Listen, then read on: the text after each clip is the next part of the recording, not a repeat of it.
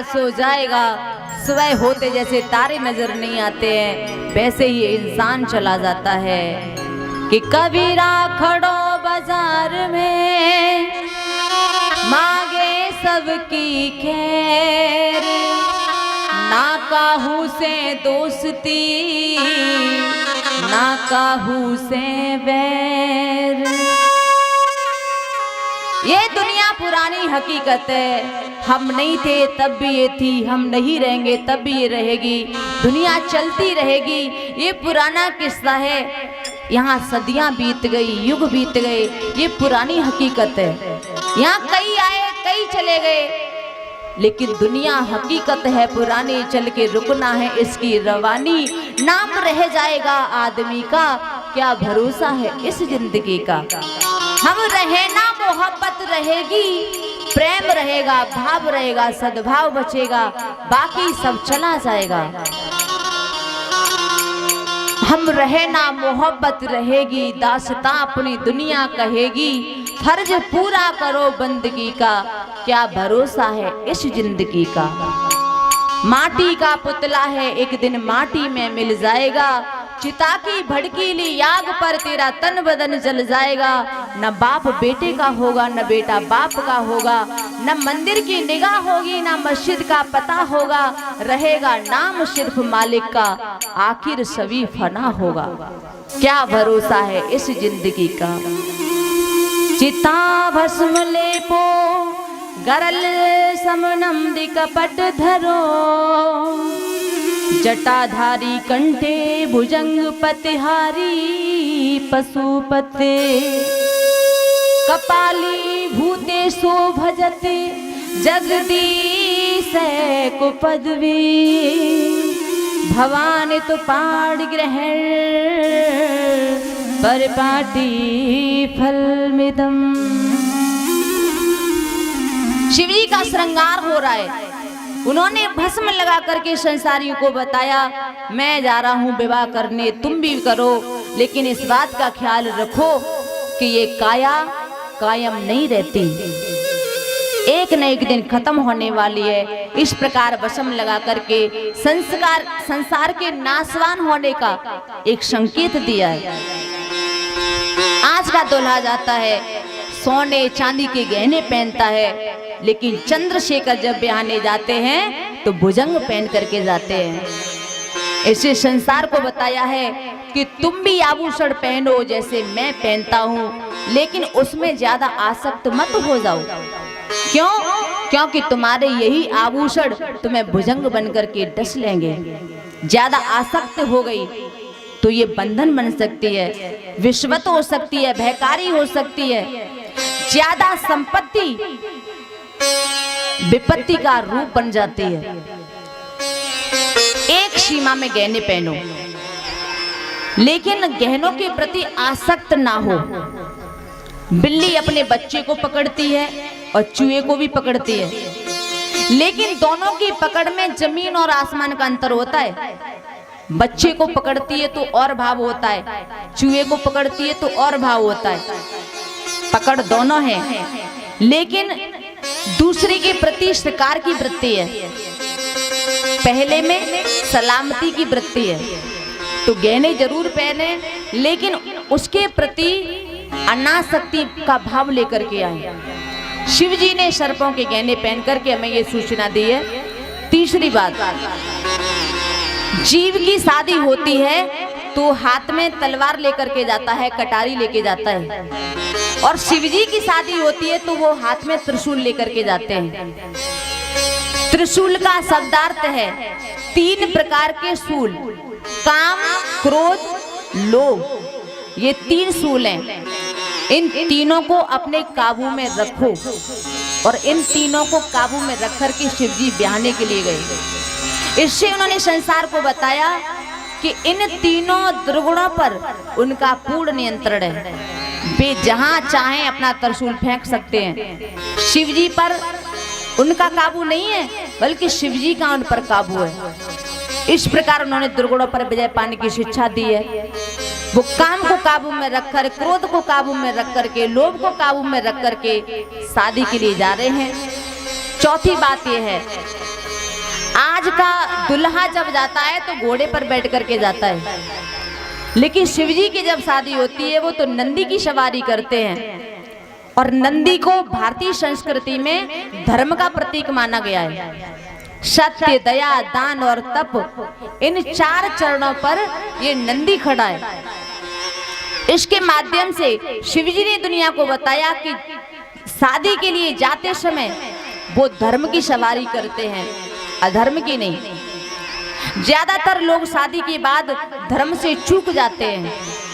शिवजी ने बताया है कि उनकी सवारी धर्म के लिए है, और इसीलिए शिव मंदिर में नंदी सदैव शिव के सम्मुख रहता है। क्यों? क्योंकि शिवजी हमेशा नंदी के मुख के सामने ही रहते हैं, कछुए को सामने रखते हैं। वो संयम का प्रतीक है, जब चाहे अंगों को निकाल लेता है, जब चाहे अंगों को समेट लेता है। इसके द्वारा शंकर जी ने दुनिया को बताया कि धर्म के प्रति बैठिए, अधर्म के प्रति मत बैठिए। धर्म की अगर हम रक्षा करेंगे तो धर्म हमारी रक्षा करेगा। धर्म को ना भूलें, धर्म से ना चूकें। तो जीव की शादी में और भोले की शादी में इतना ही अंतर है। भगवान शंकर को जिस तरह संवारा गया है, गोस्वामी जी ने मंगल चौपाइयाँ गाकर के इसका वर्णन किया है। भोले बाबा बड़े अजीब बन्ना बने हैं, गले में सर्प है, मनुष्य की खोपड़ी की माला पहने हुए हैं, मृग चरम लपेटे हुए हैं, और नंदी सवारी के लिए हाजिर है, नंदी पर बैठ चुके हैं। बड़ा प्यारा और न्यारा दुल्हा है। बड़ी भाग्यवान है गौरी मैया, जिसे शिवजी वर के रूप में मिल रहे हैं। भूत प्रेत आदि गण उनके अगल बगल हैं, नाच रहे हैं।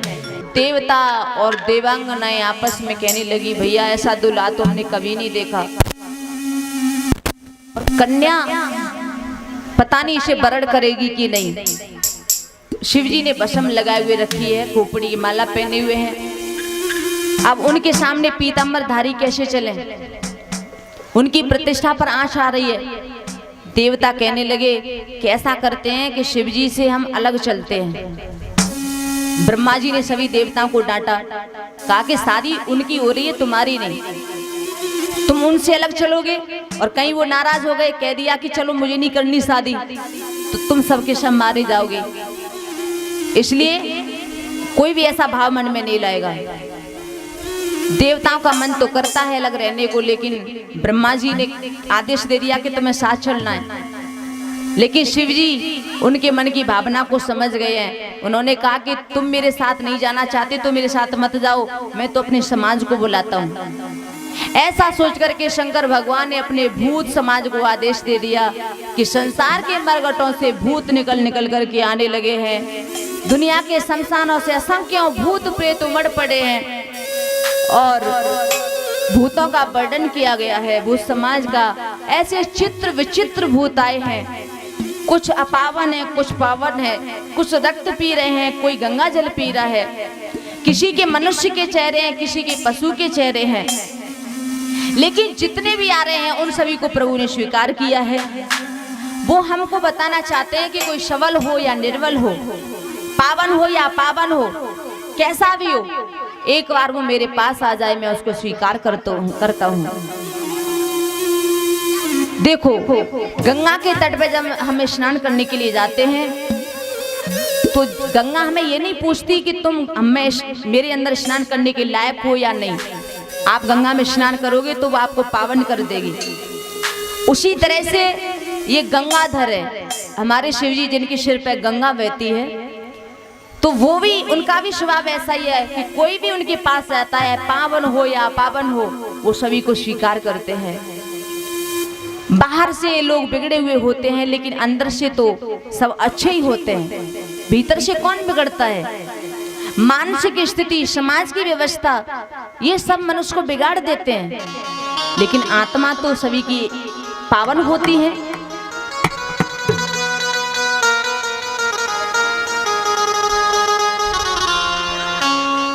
अगर कोई पिता सिगरेट पीता है और उसका बेटा अगर सिगरेट पिएगा तो वो अपने बेटे से मना करेगा कि बेटा ये सिगरेट पीना मत, ये ठीक नहीं होती है। क्योंकि इंसान भीतर से समझता है कि ये सिगरेट पीना गलत है। क्योंकि आत्मा को अच्छा ही पसंद है, सत्य पसंद है, उसे बुराई बिल्कुल पसंद नहीं है। आदमी अच्छे हैं लेकिन भैया वक्त बुरा होता है। कहने का मतलब यह है कि कैसा भी इंसान हो, अगर शंकर जी के द्वार पे पहुंच जाता है तो वो उसे स्वीकार कर लेते हैं। गंगाधर सभी को स्वीकार कर लेते हैं और इसीलिए शंकर जी के मंदिर के दरवाजे कभी बंद नहीं होते, हमेशा खुले रहते हैं। शमशान में आप जाओ, 24 घंटे दरवाजा खुला रहता है और शमशान में मेरे प्रभु का निवास स्थान है। वहाँ कोई ऐसा नियम नहीं है कि भैया 11 से 5 बजे तक ही मुर्दा जलेंगे। वो तो कह देते हैं कि जब दुनिया तुम्हें अस्वीकार कर दे तो मैं तुम्हें स्वीकार कर लेता हूँ।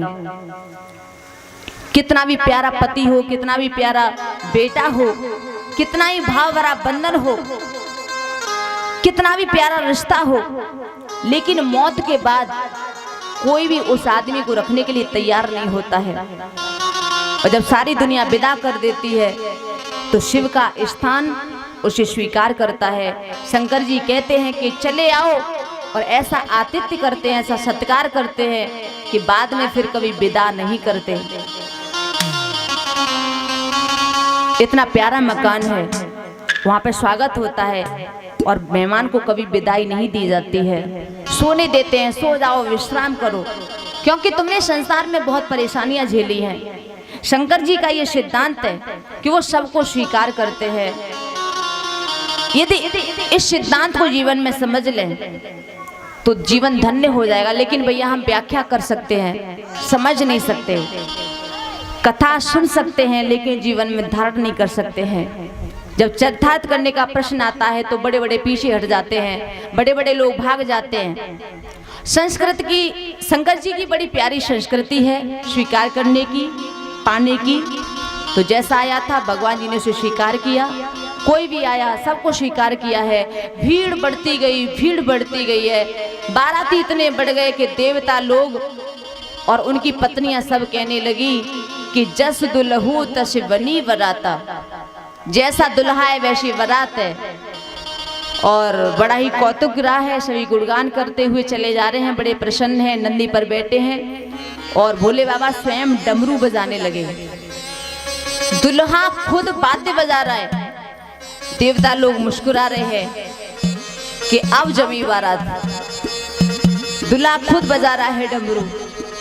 इधर हिमाचल ने बड़ा सुंदर मंडप बनवाया है और जिस मंडप में दुल्हन के रूप में आज उमा बैठने वाली है, शिवजी दूल्हे के वेश में बैठने वाले हैं, इस मंडप का भला कौन वर्णन कर सकता है।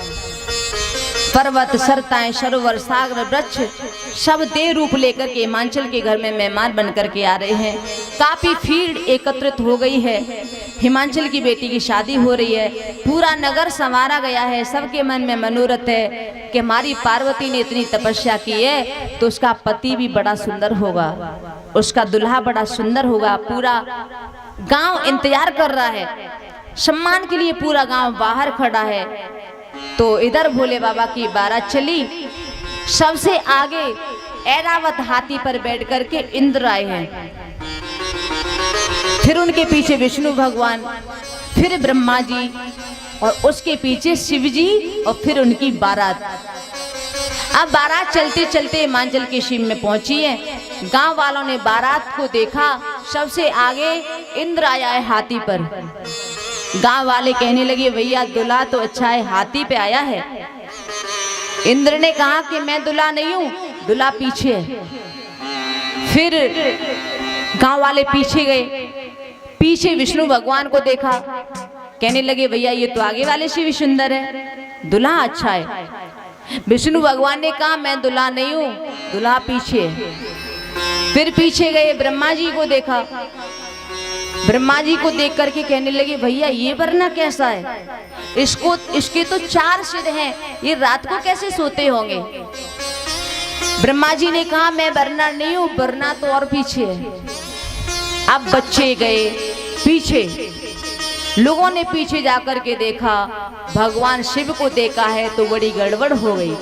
बताया है गरल कंठयूर नरसिर माला, कंठयूर नरसिर माला। शिव धाम कृपाला। अशिव वेश शिव धाम कृपाला। करल कंठायुर नरसिर माला। करल कंठायुर नरसिर माला। करल कंठायुर नरसिर माला। करल कंठायुर नरसिर माला। अशिव वेश शिव धाम कृपाला। अशिव वेश शिव धाम कृपाला। अशिव वेश शिव धाम कृपाला। लोगों ने भगवान शिव को देखा तो सभी लोगों की आंखें फटी की फटी रह गई हैं। विकट भेष रुद्र ही जब देखा, रुद्र वेश देख करके लोगों का हाल बेहाल हो गया है। और जब भूतों की ओर नजर गई तो लोगों के पैर उखड़ गए हैं। एक बड़े दांत वाला भूत पीछे भागा तो वहां भगदड़ पड़ गई है। अपने अपने प्राण बचा करके सभी भागने लगे हैं।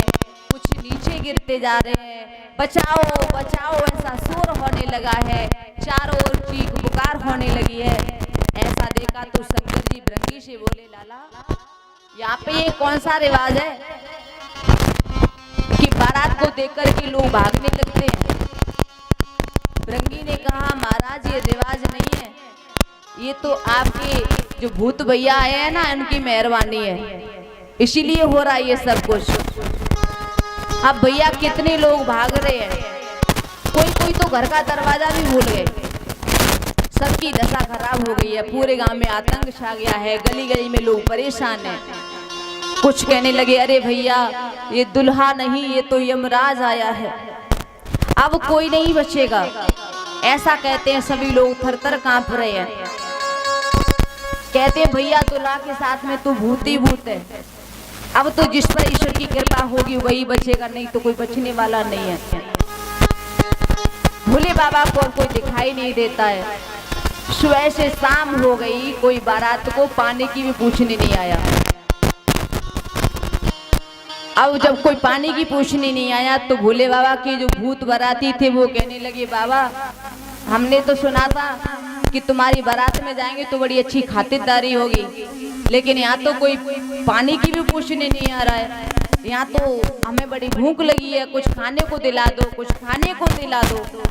सभी भूत बाबा से कहने लगे हैं, अभी जाते ही जितने दरवाजे बंद हैं अभी सभी अंदर वाले बाहर नजर आएंगे। बारात भूखी पड़ी है और सभी घरों में बैठ गए हैं। विष्णु भगवान आए, उन्होंने कहा कि आप थोड़ी देर शांत रहो, अभी तुम्हारे डर से गांव के लोग घरों के अंदर तो भी हैं। अगर तुम घरों के अंदर जाने की कोशिश की तो बेचारे गांव छोड़ के भाग जाएंगे, इसलिए तुम यहीं पे शांत रहो। और गांव वाले घर छोड़ के भाग गए तो समझ लो हो गया भोले का गोना। भूत बोले, तो क्या हम भूखे ही रहे? विष्णु भगवान ने कहा आप शांत रहो, समझाया शवि वरात को। फिर हिमांचल के दरवाजे पे पहुंचे हैं और जाकर के उन्हें समझाया कि गांव वालों को समझाएं, ये भूत किसी को चोट नहीं पहुंचाएंगे, आकर के बारात का स्वागत करें। इधर हिमांचल ने सभी भूत समाज के लिए लोगों को भेजा कि जाओ इनका सम्मान करो। सभी लोग जाते हैं। अब भोले बाबा दरवाजे पर पहुंचे हैं तो मैना मैया दरवाजे पर आई हैं आरती करने के लिए। हाथों में आरती का थाल है, कुछ दासियां साथ में हैं। जैसे ही मैना दरवाजे पे आई, भोले की आरती करने लगी और आरती जैसे ही घुमाई, अचानक उसकी नजर भोले बाबा के चेहरे पे पड़ी। गले में काले काले नाग देखे, मुंडमाला देखे। मैना डर गई है, चीख पड़ी है, आरती की थाली छूट गई और उल्टी लौट के भाग गई। भृंगी कहने लगा, बाबा ये क्या हो रहा है? शिव ने कहा जो हो रहा है सही हो रहा है। मैना मैया गौरा मैया के पास में पहुंची है, जाके गले से लगा लिया, मेरी बेटी इतनी सुंदर है और ऐसे मरगटवासी से मैं अपनी बेटी का विवाह नहीं करूंगी। वो तो मरगटिया है, गले में मुंडों की माला डाले हुए है। पार्वती से कहने लगी, बेटी तू मना कर दे कि मैं ये शादी नहीं करूंगी। मैं कोई अच्छा सा वर दे करके तेरा विवाह कर दूंगी। इतना सुना तो गौरी मैया कहने लगी, माँ तुम जो कहती हो मैं करने के लिए तैयार हूँ, लेकिन क्या आपके अंदर इतनी शक्ति है कि मेरे भाग्य के लिए को मेट सके? मेरे भाग्य में जो था वो अच्छा है। उसी समय नारद जी वहाँ पे आ जाते हैं।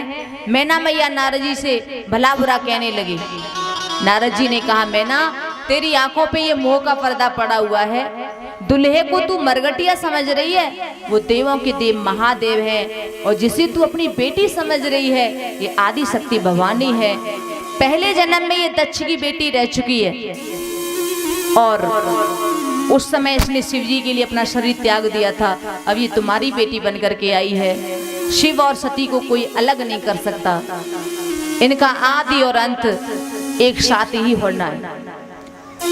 मैना मैया को जब समझाया तो भोले बाबा को मंडप के समय बुलाया गया है। गिरजा को तैयार कराया, और भोले बाबा को जब मंडप के समय बुलाया है, शिव और पार्वती का विवाह होने लगा है।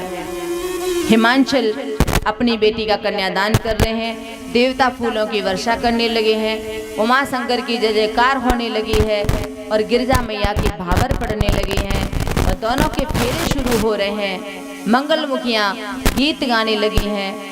माता रानी और जगत पिता का विवाह हो रहा है।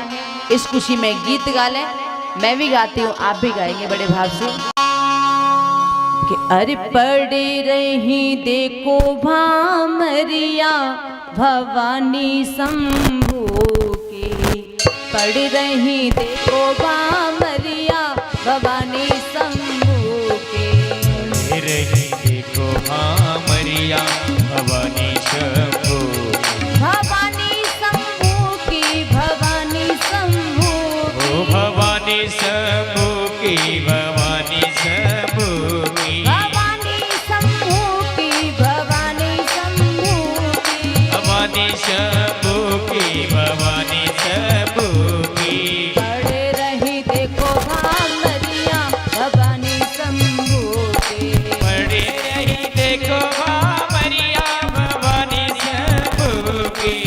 और भाव से तालियों के साथ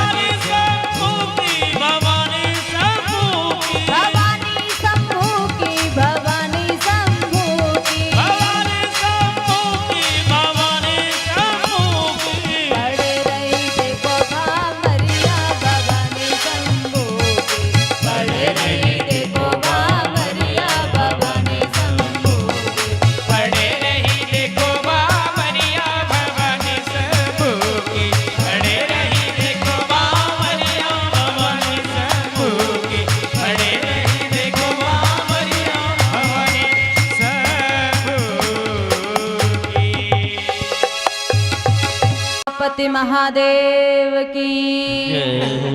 बड़े हर्ष उल्लास के साथ में भोले बाबा और पार्वती का विवाह संपन्न हुआ है। अब माता गौरी की विदाई होने लगी है और गौरी माँ की विदाई का नंबर आया तो हिमांचल ने दहेज में सभी चीजें वाहनों में भर करके तैयार की, शिवजी के सामने रख दी। हाथ जोड़ करके शिवजी से कहा कि कामना से परिपूर्ण मैं आपको भला क्या दे सकता हूँ, लेकिन मैं आपसे उल्टा कुछ मांग रहा हूँ।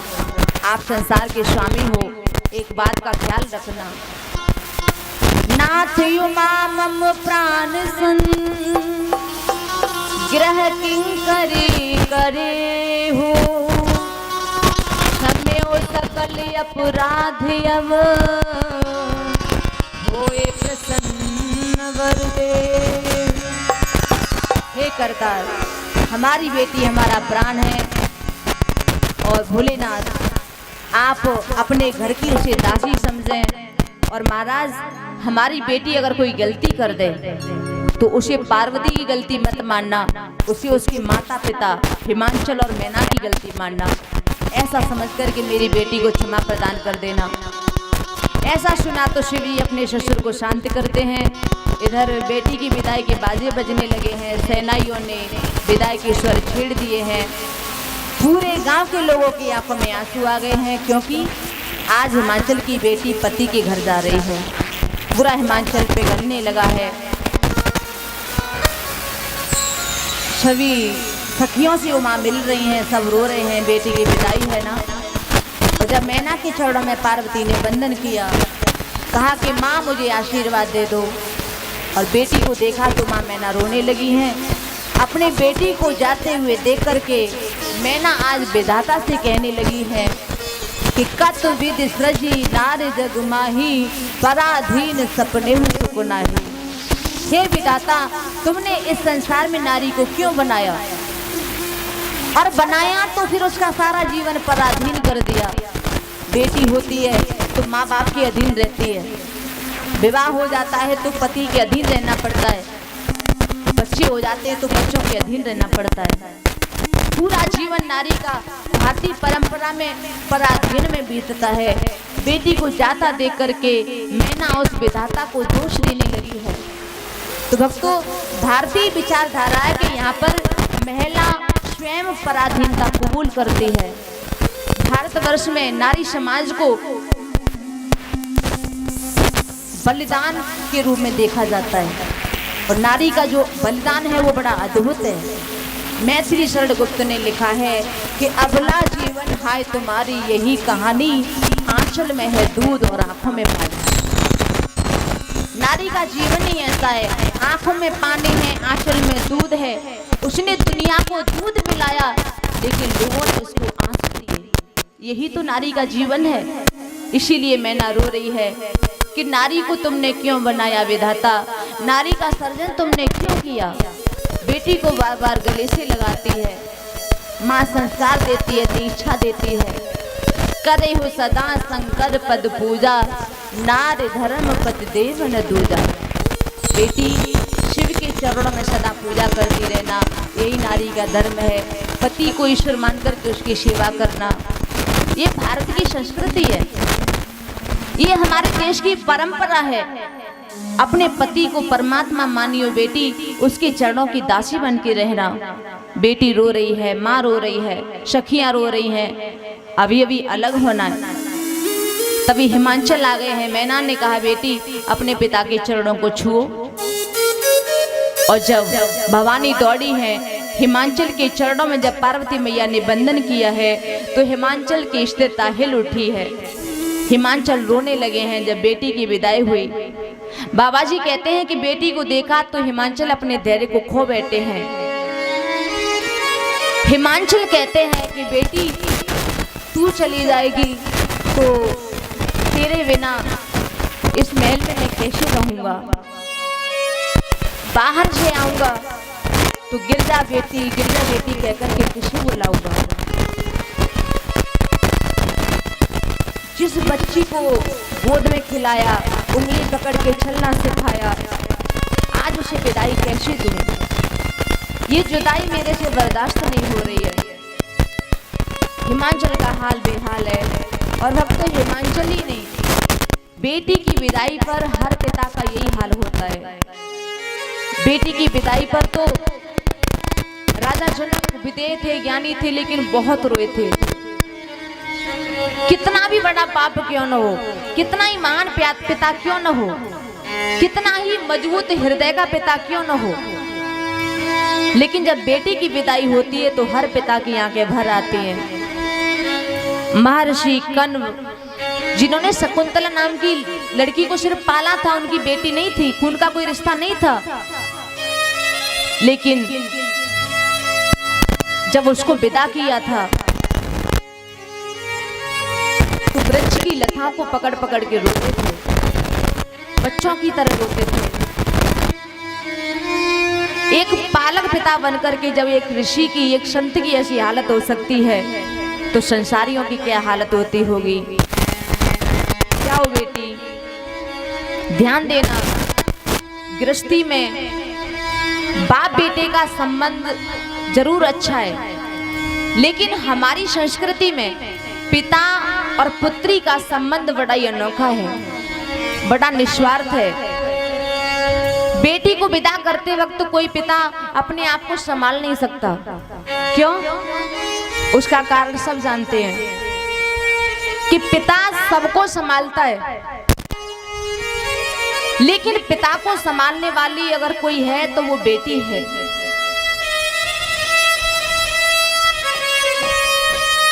एक बेटी ही अपने पिता को संभाल सकती है। उम्र होने पर पिता अगर कहीं घर से बाहर जाते हैं तो घर में सब लोग होते हैं, लेकिन एक बेटी होती है जिसे सबसे ज्यादा चिंता होती है कि मेरे पिता कब लौट करके आएंगे। घर लौटने का इंतजार सबसे ज्यादा बेटी ही करती है, और ऐसी बेटी को विदाई देते समय हर पिता की आंखें नम हो जाती हैं। वो सोचता है कि कल मेरा इंतजार कौन करेगा, कल मेरी प्रतीक्षा कौन करेगा। और बेटी अपने पिता की ये चिंता करती है कि जैसे पिता घर पे आता है तो बेटी कहती है, पिताजी पानी पी लो, कितनी देर कर दी आपने, खाना खा लो, तुमने खाना नहीं खाया होगा। तो जाते समय बेटी को ये चिंता होती है कि मैं चली जाऊंगी तो फिर मेरे पिता का ख्याल कौन रखेगा। और इतना ख्याल रखने वाली बेटी जब जाती है तो पिता सोच में पड़ जाता है कि मैं देर से लौटूंगा तो मुझे कौन पूछेगा, कौन फरियाद करेगा कि तुम इतनी देर में क्यों आए, कौन मुझे डांटेगा कि तुमने इतनी देर क्यों कर दी। तो पिता और पुत्री का हमारी भारत संस्कृति में एक अनोखा रिश्ता है, बड़ा प्यारा नाता है, और ये दोनों पक्ष एकदम निस्वार्थ हैं।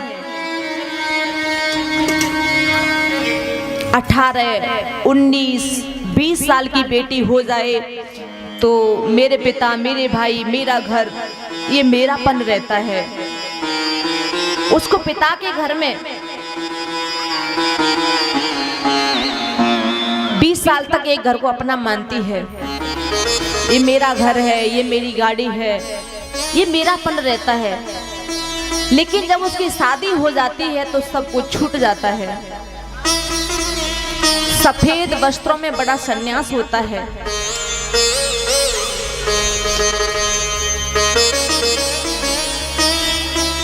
इतना त्याग कौन कर सकता है कि गहने भी पहने हैं शरीर पर, श्रृंगार भी है शरीर पर, लेकिन गहने पहन करके, श्रृंगार करके सबसे बड़ा वैराग्य है कि एक बेटी एक पल में सब कुछ पराया कर देती है। और पिता इतना पालता है, इतनी देखभाल करता है, लेकिन पिता को पुत्री से क्या चाहिए, एक दिन सौंप देता है किसी को। मेरे कहने का तात्पर्य यह है कि पिता और पुत्री का संबंध बड़ा ही अनोखा होता है, बड़ा प्यारा होता है। बेटी आज विदा ले रही है तो पहाड़ रोने लगा है, चट्टानें रोने लगी हैं, पूरा घर रोने लगा है, गांव के बाहर पहुंचे हैं, बार बार चरणों में बंदन करते हुए कहते हैं कि हमारी पुत्री का ध्यान रखना। शिवजी ने कहा कि आप चिंता मत करो, मैं अच्छे से ध्यान रखूंगा। अब उमा बार बार अपने पिता से मिलती हुई जा रही है दूर सुदूर इस पर्वतीय प्रदेश में। अपनी बेटी की जब तक उन्हें डोली दिखाई दी तब तक मैना और हिमांचल देखते रहे हैं, लेकिन जब डोली आंखों से ओझल हो गई है तो हिमांचल और मैना जोर जोर से रोने लगे हैं। बेटी चली गई, मैना समझाने लगी है, महाराज अरे पुत्री की तो एक दिन विदा करनी ही पड़ती है। अब दोनों वापस लौट के आ रहे हैं, मानो किसी ने सारा धन लूट लिया हो और लूट करके अपने घर वापस लौट करके आ रहे हैं कि कालजा के रोकट को मारो हाथ थी छूटी गयो, ममता रुए जे मुवेलुमा वीरडो फूटी गयो। गुजराती में बताया गया है कि ये कलेजे का टुकड़ा पिता के हाथ से आज छूट गया है, कोई उसको ले गया है। सूखी नदी जब हम देखते हैं तो लगता है कि इसके भीतर पानी नहीं है, लेकिन अगर आप कोई गड्ढा खोदो, जब गड्ढा खोदोगे तो छोटी सी झरी बना लोगे तो धीरे धीरे उसमें पानी निकलने लगता है। ऐसे ही ये पुरुष वर्ग होता है, देखने में ऐसा लगता है कि इनकी आंखों में आंसू नहीं होते हैं। वो पुरुष है, वो मर्द है, कठोर है, लेकिन भैया उसके भीतर भी आंसू बहते हैं। कोई ऐसा प्रसंग आ जाए जीवन में तो पुरुष की आंखों में जब अश्रु आते हैं तो बड़े दर्शनीय लगते हैं। बहनों की आंखों में आंसू इतने अच्छे नहीं लगते, क्यों? क्योंकि वो हमेशा भरे रहते हैं, नित्य का हो चुका है। लेकिन पुरुष कभी कभी रोता है। देखो माताओं, मैं आलोचना नहीं कर रही हूँ, मैं हकीकत कर रही हूँ, हकीकत बता रही हूँ। घर में स्त्री रोती रहेगी तो हम कहेंगे कि उसकी आदत हो गई है, लेकिन पुरुष जब रोता है तो दीवारें कांप उठती हैं। आज मर्द रो रहा है, बेटी चली जाती है तो पिता को कैसा लगता है? लुटाई गयो मारो माल दानो। बिल्कुल सही बात है। कवि ने कहा है कि बेटी को विदा देने के बाद बाप को ऐसा लगता है कि हमारा सारा माल खजाना लुट गया। बाप का जो लाड था, बातचीत करने का जो स्थान था, ठिकाना था, वो छूट गया। बेटी से बात कर लेता है, समय बिता देता है, लेकिन वो सब छूट जाता है और बाद में उसको लगता है कि अब कैसे बात करूं। तो गुजराती में कवि ने लिखा है कि लुटाई गयो मारो माल खजानो, बात हूँ मैं जीतो रहो, जान गई घर माहू तो बात हूँ मैं जीतो रहो। और देखना ये हकीकत है, बेटी जब बाप का घर छोड़ के जाती है तो उसको सबसे ज्यादा अपने पिता की चिंता होती है। किसी की बेटी यदि आप उसे ज्यादा दुख देना चाहो तो आप कुछ मत कहो, बस ऐसा करो कि एक बार उसके पिता के बारे में कुछ उल्टा सीधा सुना दो। तो बेटी अपने पिता के बारे में गालियां कभी सुन नहीं सकती, सहन नहीं कर सकती, गलत बातें एक बार भी नहीं सुनेगी। और इसीलिए हमारे देश में जो सास बन गई है वो बड़ी चालाक होती है। जब भी बहू को दुख देना होता है तो उसके पिता के बारे में उल्टा सीधा कहेगी, और पिता को जब भला बुरा कहेगी तो मेरे कहने का मतलब ये है कि बाप और बेटी का संबंध बड़ा ही प्यारा होता है।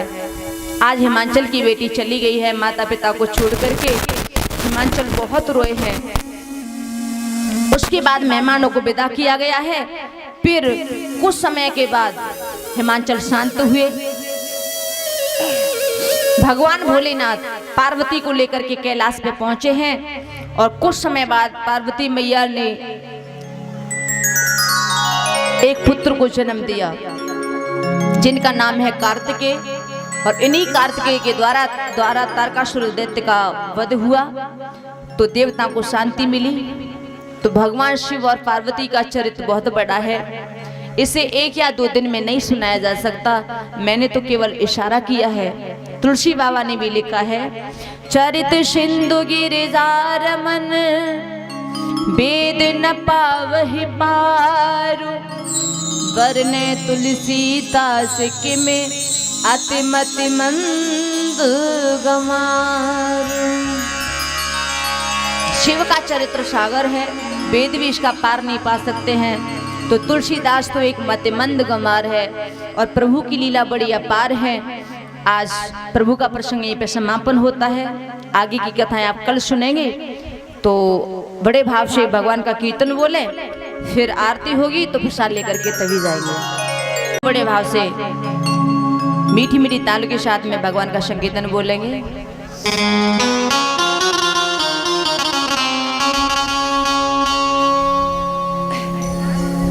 कि अपनी बाड़ी में अमृति घोल, अपनी बाड़ी में अमृति घोल के रसना राधे राधे बोल, रसना राधे राधे बोल, रसना राधे राधे बोल। ये बोल बड़े अनमोल, ये बोल बड़े अनमोल के रसना राधे राधे बोल, रसना राधे राधे बोल। और भाव से तारे के साथ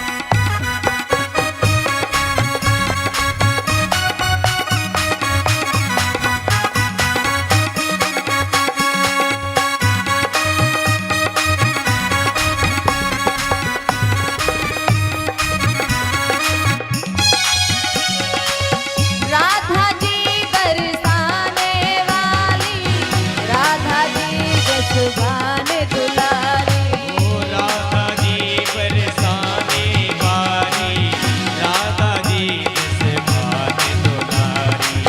राधा जी बरसाने वाली, राधा जी जसवाने दुलारी।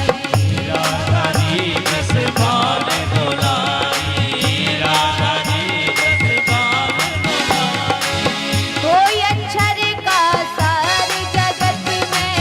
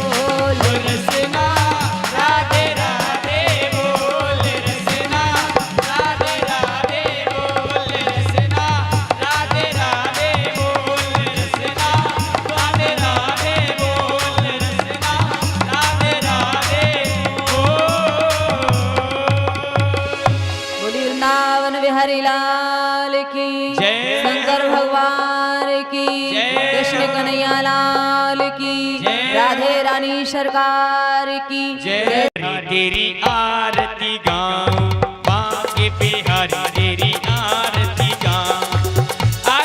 गाऊं प्यारे हो आरती गाऊं प्यारे तुमको मनाऊं बांके बिहारी तेरी आरती गाऊं बांके बिहारी तेरी आरती गाऊं मोर मुकुट प्यारे शीश पे सोहे मोर मुकुट प्यारे शीश पे सोहे ओ प्यारी बंसी मेरो मन मोहे प्यारी बंसी मेरो मन मोहे ओ देख छवि हो देख छवि बलिहारी में जाऊं बांके बिहारी तेरी आरती गाऊं बांके बिहारी तेरी आरती गाऊं ओ चरणों से निकली है गंगा प्यारी चरणों से निकली है गंगा प्यारी जिसने सारी दुनिया तारी जिसने सारी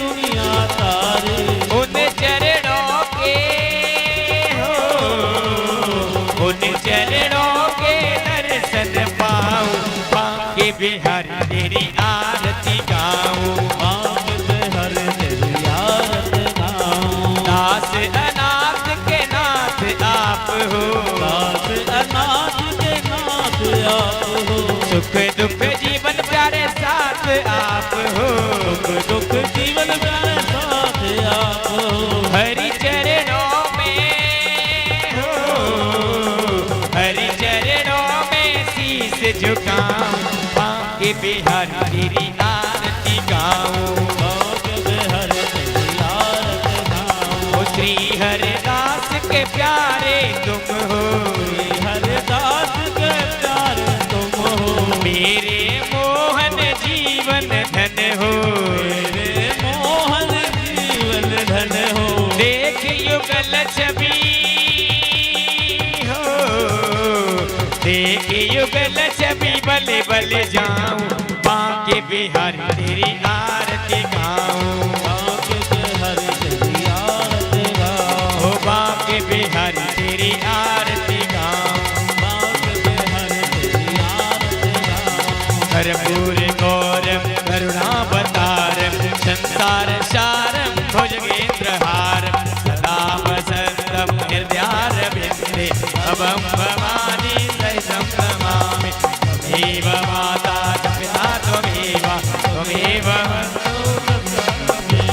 त्वमेव विद्या द्रविणं त्वमेव त्वमेव सर्वं मम देवरे हरे राम राम राम हरे हरे हरे कृष्णा कृष्णा कृष्णा हरे हरे हरे राम राम हरे हरे हरे कृष्णा कृष्णा कृष्णा हरे हरे हरे